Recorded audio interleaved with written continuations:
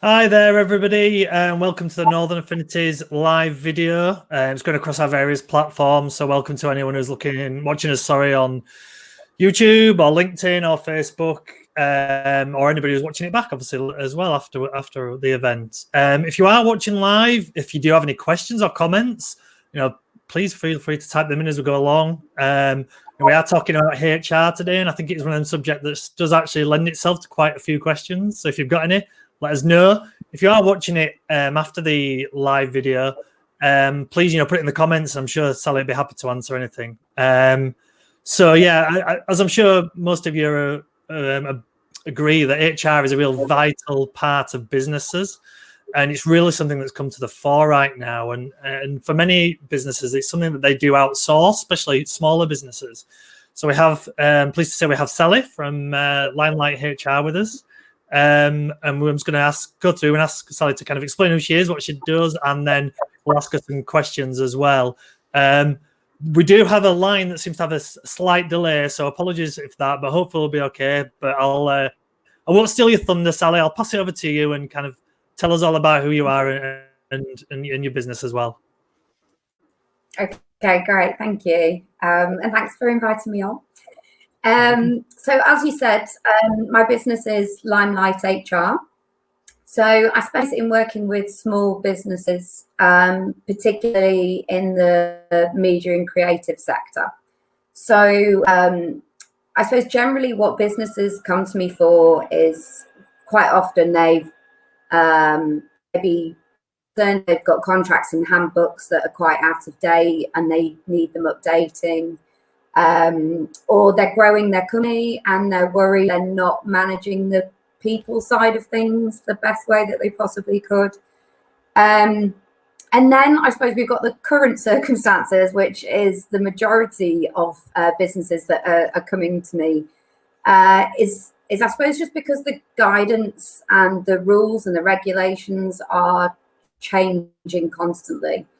And it's difficult for them to keep on top of it. So they're making plans for business, but they don't necessarily know if the plans they're making, whether the things they want their staff to do are actually legal or not, whether it comes within the guidance that has been issued, and also just how to communicate that to people. It's one thing knowing if it's following a rule, but how do you explain that to your staff in a way that helps them understand it and makes things as easy as possible for everybody involved? So that's a lot of what I'm getting at the moment. Yeah, I can imagine. I mean, sticking with the current situation that we're in, I can imagine it's been a little bit hectic for you since everything kind of started 5-6 weeks ago. Furloughs and everything else. So do you want to kind of give us a bit of a summary of what it's been like and what you've been doing over the last few weeks? Yeah, it's been crazy. I suppose both personally and professionally, things have gone a bit crazy with closing, and I've got my small son to look after. So at the point at which all of this new guidance was coming in, and everything was opening up about the furlough scheme, was the same point at which the nurseries closed, and like other people, I started taking on full-time childcare at the same time as work actually went through the roof. So in a really busy period, both of those things. So I can fully appreciate businesses who also have staff who've got children, and the added pressure that people's personal lives have put on their work lives, and the challenge that makes for businesses. I think there's been a lot of just trying to stay on top of the guidance that's been changing, sometimes daily, of the contradicting guidance and how businesses manage that. And yeah, I think it's just been, businesses are trying to make decisions on a daily basis because they're thinking through every option available to them, and it's been trying to help them work through what that looks like in practice, and so that they don't jump the gun and make a decision too quickly and regret it because a week later they could have gone about things in a slightly different way. So yeah, it's been busy, it's been challenging, it's been dealing with a lot of business owners that are probably quite stressed. and they've got a lot on their shoulders, and trying to help them manage that and to give some kind of peace of mind and support and understanding, you know, in a safe space that they can be honest about how they're really feeling when maybe they're having to shelter their staff from the reality of what's going on for them. Absolutely, of course. And I mentioned furlough in earlier. That was kind of obviously the big headline thing in the early stages of all this. How do you kind of see, obviously I know we're about to get more news on what's going to be happening in the next coming weeks and months, but do you see it kind of from your point of view in HR, more potential things like redundancies and other issues like that, and working from home? That's kind of going to be the main focus over the coming weeks and months. Yeah, I think it's going to be really difficult, because obviously we know the furlough was extended to the end of June, and beyond that we don't know. And whether there would be different rules for different types of businesses, you know, particularly restaurants, hotels, things like that, just because certain things might be changing for those businesses that are maybe going to be the last that can start operating in normal ways. Who knows what scheme might be for those type of businesses. So now really businesses are trying to plan what the future looks like beyond furlough, whenever that might be. Sadly, for a lot of businesses, that does include potentially looking at redundancies. The furlough scheme gave them the opportunity to have the time to look at how things could work and potentially save as many jobs as possible. There's also companies, if they've got it in their contracts, the layoff clause, potentially they're looking at laying staff off rather than making redundancies. There's companies looking at, you know, how they can manage maybe short hours, holidays. Again, if they haven't got various elements of these incorporated into their current contracts, a lot of it comes down to having the conversation with staff to say, this is the current situation. These are all the options. What options would you prefer? Have you had any other thoughts? Can you give us any other ideas of what you might be able to do, what you might be willing to do? And then also for companies where they've got staff returning, or they've got jobs available and work available for staff, it's managing that return to work, because everybody has gone through a very different process during this last, you know, 6 weeks or so. They've all gone through their own journey. They've all had their own personal challenges with that, to do with whether they've been isolated on their own or they've had family to look after, they've not seen family members.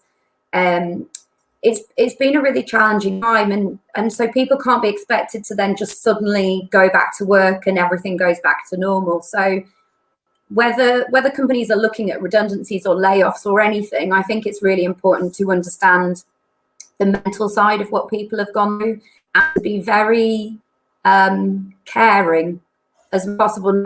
How difficult a decision you have to make for your business, you can still be understanding and caring towards your staff. And I think the communication is the key point there. It's to talk to people as soon as possible. It's to talk to them as regularly as possible. It's to be really open and honest. It's to ask for feedback and genuinely ask for it. Genuinely ask people if they've got feedback and ideas, because actually the more input you get, the more chance that you'll come up with something that really suits everybody. And I just think taking all of into account, and also bearing in mind that some people are going to be desperate to get back into an office, and some people are going to be really wary about going back into an office. They're not going to want to travel. They're not going to want to use transport. So I think this is the time. We don't necessarily know exactly how things are going to work out, but this is the time to be talking to everybody about those different scenarios and how they feel about them. So find out from everybody, how do they feel about getting back to the office? How do they feel about using transport? Where does everybody live in relation to the office? How easy is it for them? What kind of things can you put in place in the office for the social distancing side of things. Now's the time to be thinking through all of that and asking people how they feel, so you can factor that in. Don't make a decision and then impose it on everybody, because that would be where the serious issues come in. That makes perfect sense. Now we've had a question from Tessa actually. She's said, what's the difference between a layoff clause and redundancy? How do the two differ? Yeah, it's a really good question. So if you look at it, the furlough approach has been very similar to how a layoff would work, although there isn't the money behind it that furlough has. So if you have a layoff clause in your contract, it's really there in a similar way to the furlough scheme. Stop to try and halt redundancies and allow businesses to find another way to deal with things. So if you've got the layoff clause, the company could essentially say to you, rather than making you redundant, we're going to lay you off for a period of time, because it might be that the business is going to take a while to get back to being fully operational and to bringing in the sales and the money that's required to run it with the full staff. So a layoff would give them the opportunity to not make people redundant, and potentially see if the business can pick back up and then bring staff back into the office as and when the business has increased. Unfortunately, as I said, it doesn't involve the money that the furlough scheme has. So you're actually only entitled to 5 days pay at the guaranteed rate, which is £29 generally for people. So it's, in terms of from the staff side of things, it's not great because you're on very little pay, if anything. But if there's a chance that it means that you've got a job to go back to in a month, 2 months, however many months, then it's an option there, rather than just being made redundant and everybody looking for jobs at the same time and having trouble doing that. So yeah, it's like I said, it does need to be in your contract in order to be able to ask people to do that. If it's not in your contract, then as an employee, you can talk to your staff about whether they would agree to that as an option, redundancy. That would really be about consulting with them on all the different options and what suits everybody. That's great, thank you. I was going to kind of pick up on the point you made before that question as well, as you talked about businesses talking to their staff, understanding, asking, all that kind of stuff, which is great. Do you think that this situation, what it has done is maybe accelerated those type of things that kind of should have been happening anyway? And I know some businesses will have been doing it, but this whole thing maybe highlighted what wasn't happening and maybe what will happen in the future. I definitely think I think there's two types of businesses. I think there's businesses which have learned from what's happened, and they've learned throughout the process, whether they've furloughed staff or not. They've learned about home working and different ways of working and how they need to adapt their approach, how they adapt their communications. They've noticed by having more regular things, maybe via video conferences, how communication has increased, and they've seen the benefits of that. And so they know when they go back to the standard ways of working, if they do go back to that, they've seen how they can increase their communication and make that work better for the business. There are other businesses, sadly, who didn't have that communication in place and haven't chosen to do anything about it. They've sort of buried their heads in the sand and gone, well, we can't do anything right now, so we're just going to shut up shop and we're going to hunker down and we'll just get through this and see what happens on the other side. And they're the businesses really that will really suffer, because with communication, when people are working from home or they're struggling with changes, work life and personal life, if they don't have that kind of communication, left stranded effectively, and they're left really to think about their future. And if you've already got communication issues in your business, that is something that really impacts on people's engagement in the place that they work. So they're already going to be questioning some things about the place that they work, and they're going to be a bit irritated that they don't have meetings, they don't hear about what's going on, they don't get feedback. Those kind of niggles will have been there all along. Then this situation will have occurred, and they'll be sat at home getting no support or feedback or regular communication. And they'll be thinking, why do I really want to go back there? What is it that this business is doing for me? I don't feel cared for. I don't feel appreciated. I don't feel part of a team. I don't feel valued. And those people are going to rethink their future. So for the businesses that are hiding their heads in the sand, burying their heads in the sand, and then expecting to pop out the other side and pick things up, it's going to be difficult, if not impossible. And there's a good chance they'll lose some people that they really, really relied upon. So they should fix that pretty quickly. Yeah, absolutely. So kind of moving on from kind of what's going on at the moment, just kind of talk a bit more generally. You know, because you work outsourced work for companies. You know, what do you do? And it sounds like an obvious question, but you know, what do you do for many of our clients? I know it'll be different on each individual basis, but what types of things do you do to help them? Yeah, it's that age-old question. So many people go, what does HR do? And then you find yourself going, well, it's a lot of things. I mean, it's really anything to do with people, which is pretty much the whole remit of a business, has an impact on people. So it's anything from the early days of taking staff on and helping businesses to manage the recruitment, if not doing the recruitment for them as a recruitment consultant, but helping them work through the job description and what it is that they're looking for, and what do they want from somebody, what does the structure look like of the team, to how they manage the probation periods and the onboarding process so that the people feel really embedded into the business and part of the team. It's then providing general HR support through the life cycle of an employee. So I provide either on a retainer basis or on a bank of hours basis, phone and email support for businesses, so that as and when something pops in their head, they know somebody who understands the business and they can ring me up or email me, run something past me and get my take on it.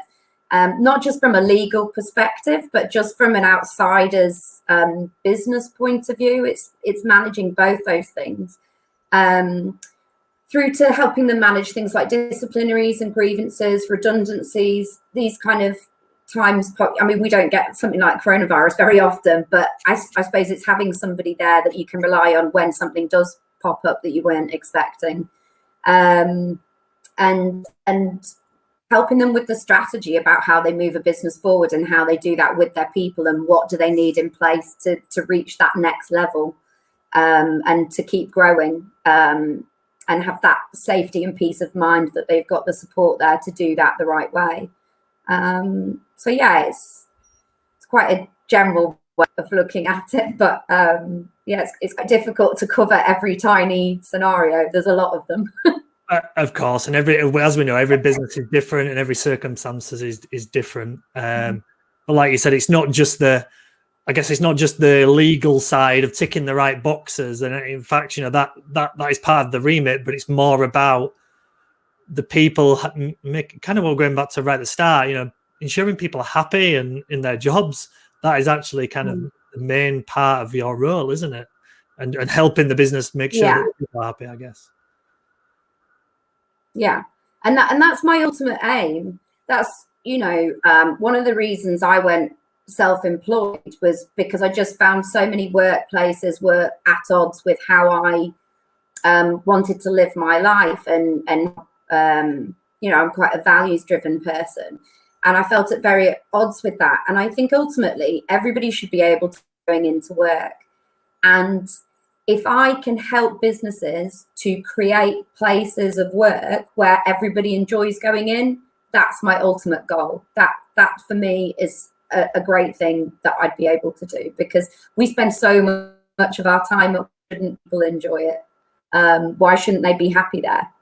So yeah, that would be great if I can bring that to as many businesses as possible. Fantastic, Sally. Thank you for all that. I mean, just before we finish, if anyone wants to get in contact with you, find out a bit more about you, what you do, what's the kind of the best routes to do that? So you can go on my website, www.limelighthr.co.uk. Drop me an email, sally@limelight.hr.co.uk. I'm also on Facebook, LinkedIn, obviously, Twitter. I've recently joined TikTok, so if anybody's desperate to see what I've been doing at home, you can find me on there. But yeah, absolutely. If anybody wants to get in touch, I'm happy to offer a free consultation. If there's something on their mind that they're concerned about, then feel free to request and have a chat to me about it. That's brilliant. Thank you so much, Sally, for your time. Thank you for sticking with it. I know we've had a little bit of delays on the line, but hopefully it's come across okay. And yeah, and thank you very much for your time. If anyone wants to come through Northern Affinity as well to speak to Sally, please do. We've got all the contact details. So thank you everyone for watching, and thank you so much for your time, Sally. No, thank you, Michael. It was lovely to chat. Thank you. Cheers. Bye.